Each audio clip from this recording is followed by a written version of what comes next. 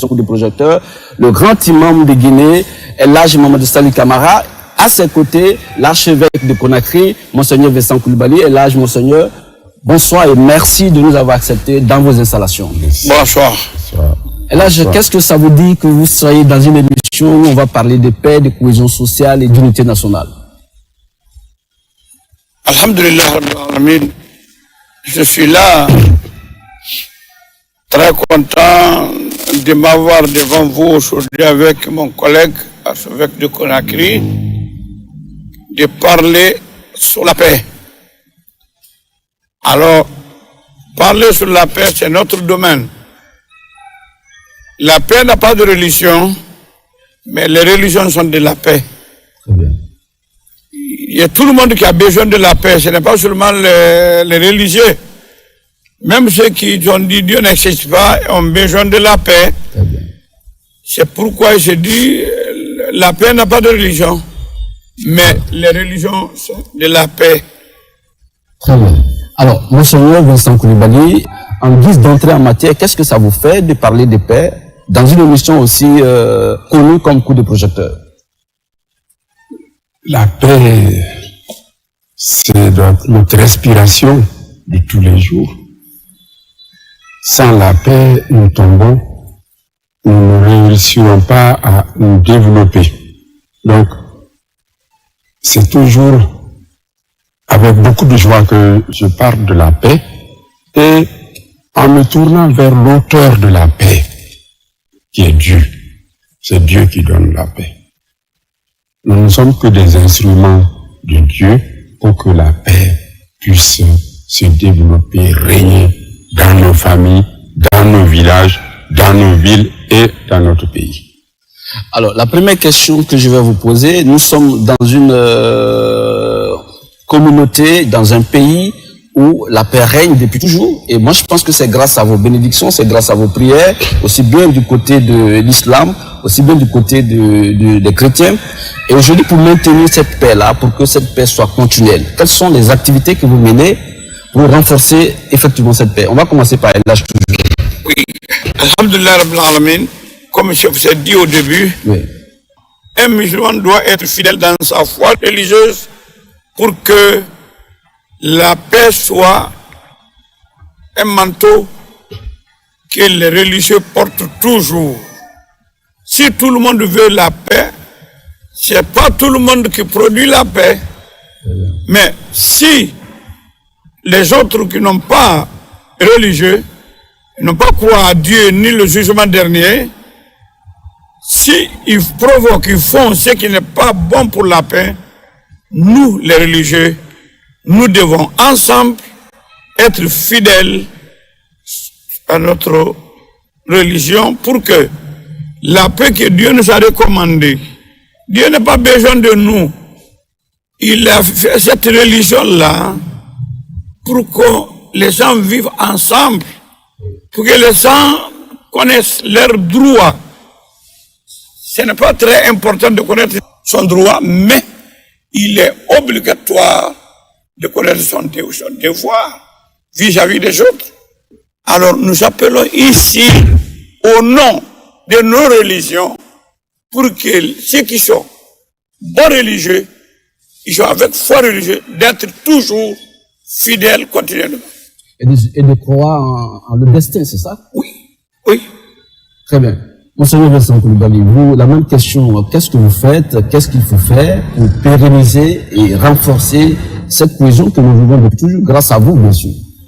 Le culte que nous organisons, qui est notre façon de rencontrer Dieu, vivre en présence de Dieu, et qui nous pousse à vivre bien aussi avec nos frères et sœurs. Parce qu'on ne peut pas rencontrer Dieu et être en mauvais état, avoir de mauvaises relations avec les autres. Parce que Dieu veut la transparence, Dieu veut la vérité, Dieu veut la sainteté. Donc, en plus de la fidélité à notre foi chrétienne, musulmane, dont a parlé le grand imam, nous organisons aussi des enseignements pour les valeurs de la société. par exemple le vivre ensemble, par exemple la tolérance, par exemple le pardon, l'amour du prochain, etc. Donc, nous encourageons cela dans nos enseignements à l'église comme à la mosquée, pour que vraiment les tensions n'existent pas dans nos communautés, dans nos villes, nos villages, etc. Et pour que l'amour règne. L'amour règne. Et quand l'amour règne dans la communauté, dans la famille, dans le pays, la voie est ouverte pour le développement. Et sur la même question, peut-être que c'est à propos de ça que les textes sacrés, c'est-à-dire le Coran, la Bible, sont mis en œuvre pour accompagner cette vision-là. Comment est-ce que les textes sacrés peuvent participer à cette volonté de paix à travers les cultes et en tout cas l'invitation des fidèles? Oui, il s'agit de développer notre connaissance de la religion, notre connaissance des textes religieux du Coran, de la Bible. Il ne suffit pas de se dire chrétien ou musulman de nom, mais des chrétiens, des musulmans qui connaissent leurs textes sacrés. Donc, dans notre enseignement, nous poussons aussi les gens, nos communautés, à approfondir la connaissance de leurs textes religieux, textes sacrés, pour que nous puissions vraiment vivre dans la paix, en connaissance de cause. Là, de votre côté, les textes sacrés, c'est-à-dire le Coran, comment est-ce que le Coran participe ou doit participer selon vous à cette idée, cette volonté de renforcer cette volonté de paix dont vous parlez tout à l'heure? D'abord, les textes sacrés là, c'est des paroles de Dieu. Très bien. C'est pas parole des hommes. On ne peut pas dire que Dieu a fait erreur. Très bien. Tout ce que Dieu dit, c'est la vérité. L'islam, il se parle de l'islam. Son nom là, le mot l'islam, veut dire la soumission. Veut dire aussi la paix. L'islam, c'est la paix. Mais, comme dit, c'est l'archevêque de Conakry, notre production, c'est quoi? C'est pour organiser les débats, pour qu'on explique un bon intérêt de nos communautés. Parce que les religions, c'est pas seulement ici. Si on a besoin de l'intérêt des religions ici, c'est 10 à 30%. Mais on a besoin de ça l'au-delà 80 ou même %. Pourquoi pas 100%? Ici, c'est des lieux de passage. C'est pourquoi on appelle les religieux, surtout moi j'appelle ma communauté musulmane, d'être auprès des textes sacrés du Saint-Coran et des bonnes explications de nos prophètes Muhammad, sallallahu alayhi wa sallam, de comprendre ça. Le prophète nous a enseigné en disant, pitié, ceux qui sont sur la terre, Dieu pitié sur vous, ceux qui sont en haut. Si tu as pitié de ta femme, de tes enfants, de tes cohabitants, Dieu va te produire paix de cœur. Tu vas vivre ceux qui sont musulmans, ceux qui ne sont pas musulmans. Si tu es chrétien, ceux qui sont chrétiens, ceux qui ne sont pas chrétiens, s'ils connaissent ta valeur, parce que la valeur, c'est pas seulement je suis musulman. Ma valeur, c'est pas ça. Valeur, mon archevêque n'est pas parce que je suis chef religieux chrétien, non.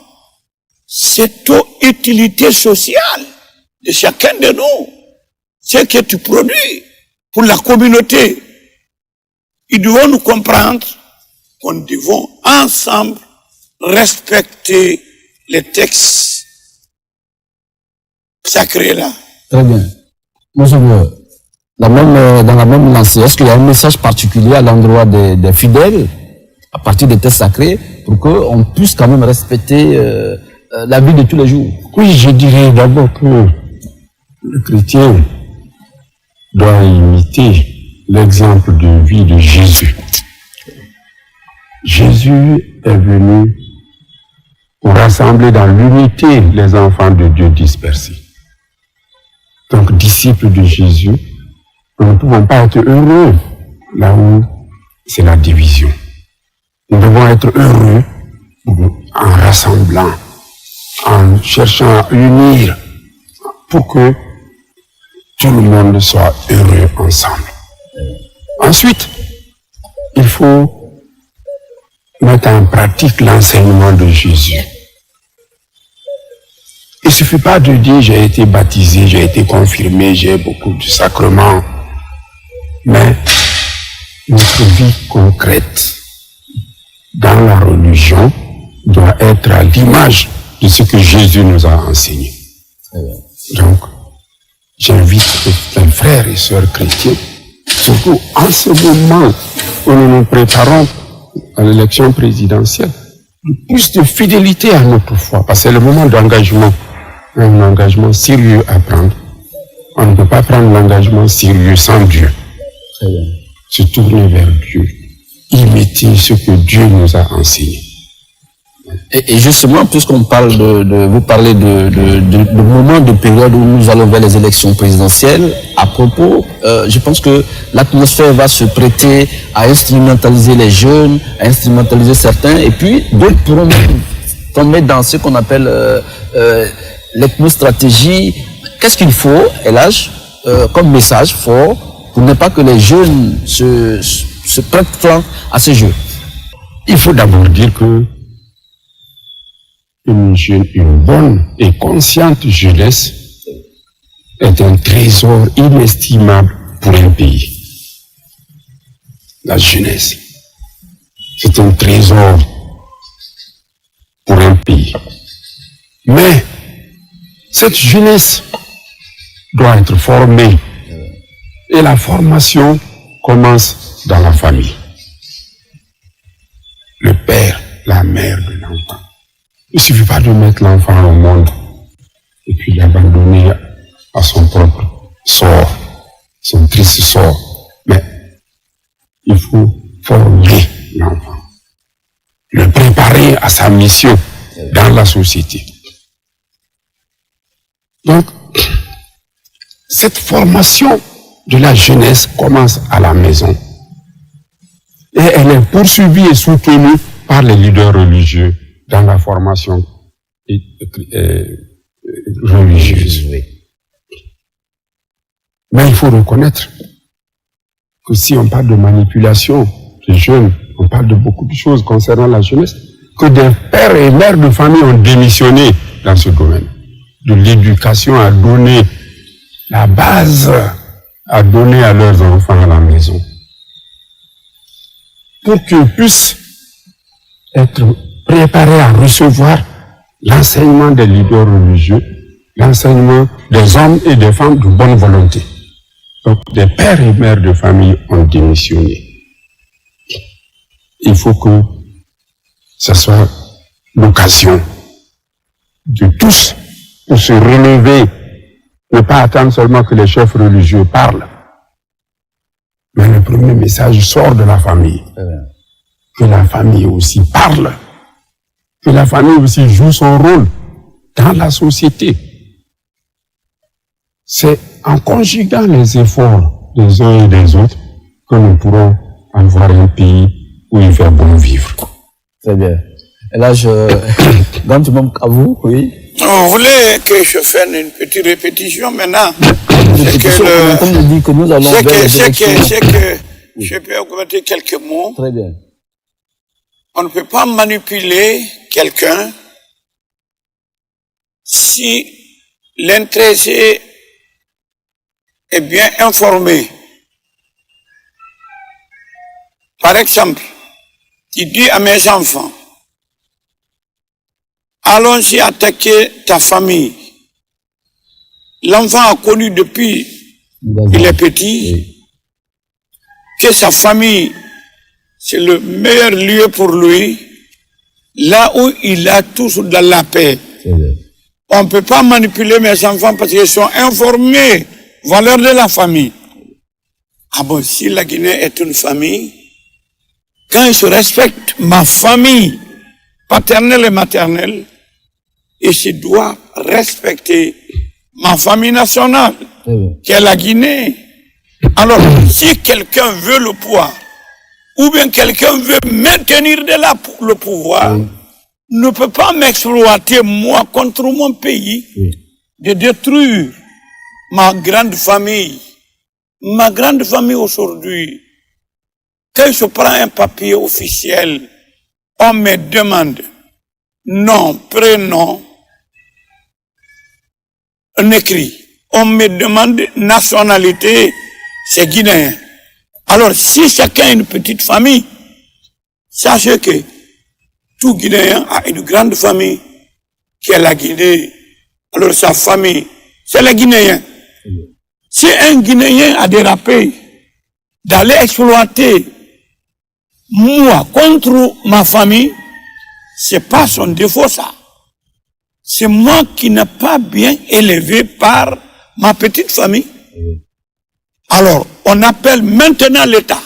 Chaque État doit donner la force à l'éducation. Donner la force à l'éducation. L'éducation commence, comme le monsieur Rasbek a dit, dans la famille. Si tu mets ton enfant ici, tu l'abandonnes, ou bien tu te donnes à manger et l'habillement, tu ne l'enseignes pas qu'il est à venir de la grande famille là.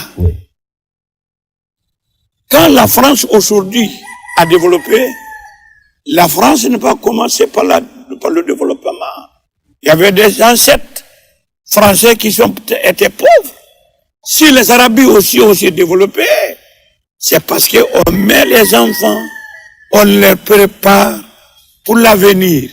Quand on prépare les enfants guinéens pour l'avenir de la Guinée, il va savoir, avant d'être élève, d'être étudiant, il connaît de sa valeur, de sa grande famille, éducation civique, il respecte son drapeau. Si l'enfant est préparé comme ça, on peut l'exploiter, on peut l'instrumentaliser. Qui va instrumentaliser aujourd'hui? Monsieur Lazou et moi, tu peux pas. Tu veux ta vérité, je ne dis pas ta vérité. Toi aussi, il ne faut pas dire ma vérité. Ensemble, disons la vérité. Merci. Sur la question, là, pour rebondir sur la question, je pense que souvent, les messages des religieux que vous êtes, souvent c'est certainement mal interprété, les gens ne comprennent certainement pas. On pense que là j'ai pris une position par rapport à tout, lui-même l'archevêque de Conakry a pris une position par rapport. Sur la question, comment est-ce que vous développez ça? Comment est-ce que vous voyez ça? Ceux qui vous accusent de n'avoir pris position, comment est-ce que vous développez ça en fonction des textes? Non, on accepte. On accepte parce que tous les prophètes qui sont passés, les gens n'ont pas dit sur eux 100% qui sont bons. Leur communauté était divisée en deux. Certains disent c'est le prophète, certains disent n'est même pas prophète. Ça, on ne compte pas ça. Moi, je suis responsable de mes propos. Ce n'est pas devant la nation guinéenne, c'est devant le Dieu qui m'a mis à la tête de communauté musulmane. Je sais très bien que je serai sujet demain devant ma communauté. Je veux être honoré. Alors quand je parle quelque chose, qui c'est moi, conviction, nul doute que c'est ce que je dis.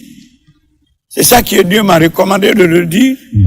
Si tu veux t'insulter ma maman, mon père, moi-même, tu dis je suis bandit, c'est à toi de le dire, toi et moi. Ce que j'ai dit, Dieu va me juger. Ce que tu as dit, Dieu va te juger aussi. Très bien. Et moi, c'est la question. Concernant donc cette mauvaise interprétation de nos propos parfois, en plus de ce que Elhadj vient de dire, moi j'insiste sur le fait que on dit que la Guinée c'est un peuple de croyants. Alors, si on est peuple de croyants, que le Guinéen n'a pas Dieu dans la bouche et autre chose opposée à Dieu dans le cœur. Dieu dans la bouche et autre chose opposée à Dieu dans le cœur, il ne faut pas que le Guinéen ait ça. Quand un chef religieux parle, il se met devant Dieu. Il sait que demain il va être jugé par Dieu. C'est pas pour l'intérêt matériel aujourd'hui d'un parti politique que lui il va parler. S'il voulait ses intérêts matériels, il n'allait pas se faire chef religieux. Il allait aller comme tout le monde. Et dans le rang politique, c'est bon. Dans la politique, il allait le faire. Mais s'il est resté à l'écart, c'est parce que il veut que il parle honnêtement devant Dieu pour le bien du pays, pour le bien de l'homme, pas pour le bien de lui-même ou d'un chef quelconque. Donc, que le Guinéen ne se dise pas seulement nous sommes un peuple de croyants, 100%, qu'on ne dise pas ça seulement, mais qu'on ait Dieu dans la bouche et dans le cœur, qu'on travaille pour le développement, la paix, la sincérité, la vérité, qu'on travaille dans ce sens-là. Sinon, nous sommes des hypocrites. C'est vrai. Pas des religieux, mais des hypocrites.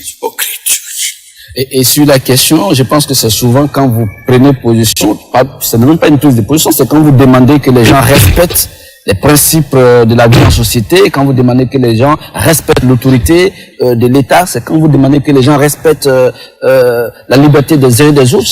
C'est sur ces points-là que vous êtes souvent peut-être mal compris et c'est mal interprété.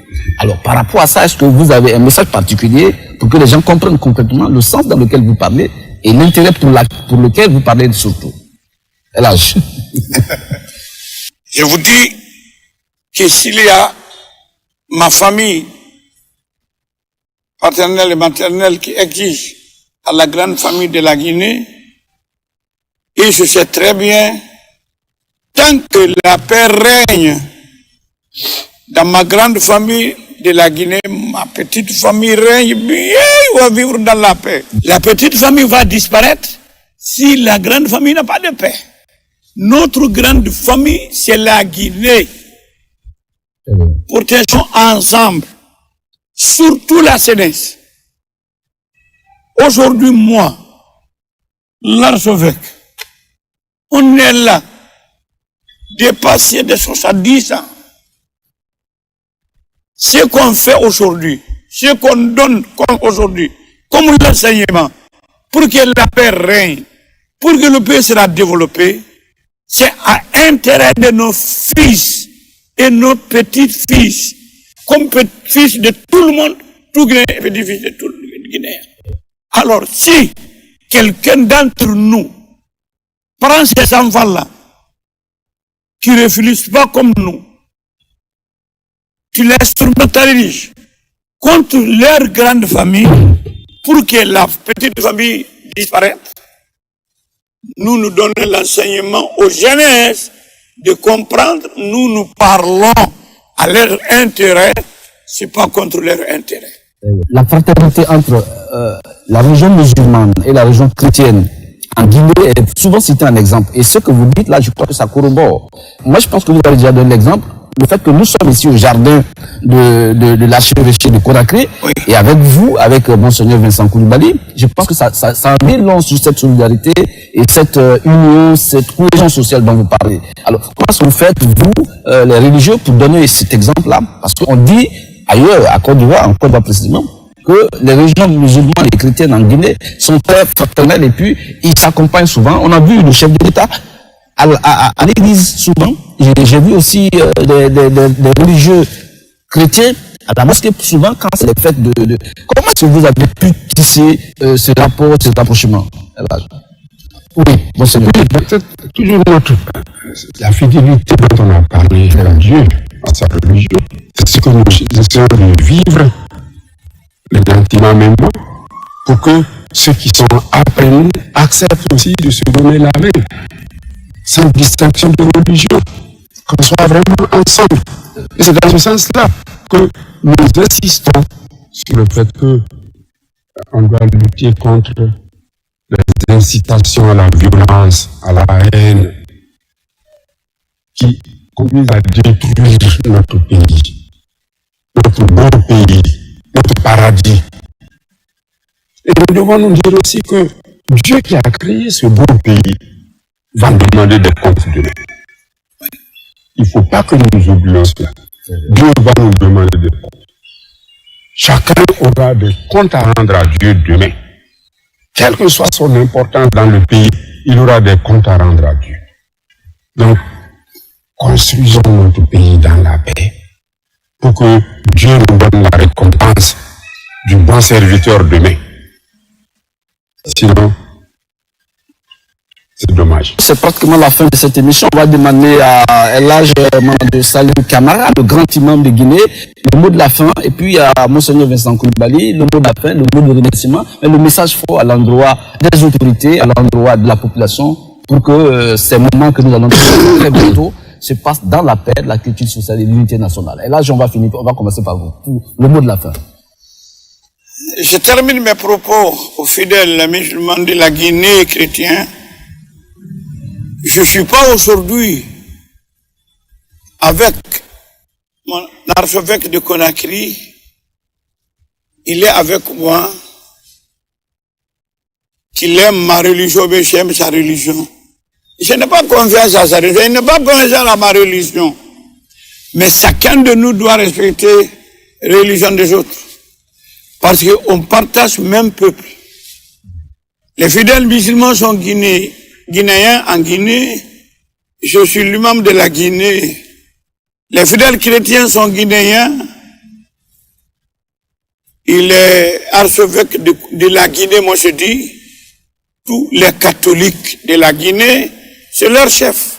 Il faut respecter la religion des autres pour que les autres respectent ta religion. Il n'y a pas de mauvaise religion dans la vie là. Ici, il n'y a pas de mauvaise religion, car chaque religion appelle à la paix, à la foi, à l'unité, à accepter les autres avec toute diversité. Chaque religion appelle à ça. Maintenant, s'il y a la mauvaise religion, c'est pas ici, c'est l'au-delà.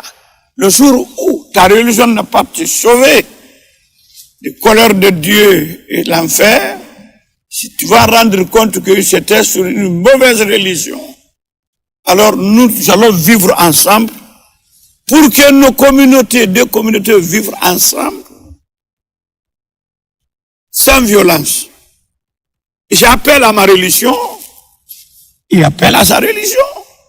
Si j'ai des moyens, je vais vous détourner, vous tous, d'être musulmans avec moi. C'est ça que je veux.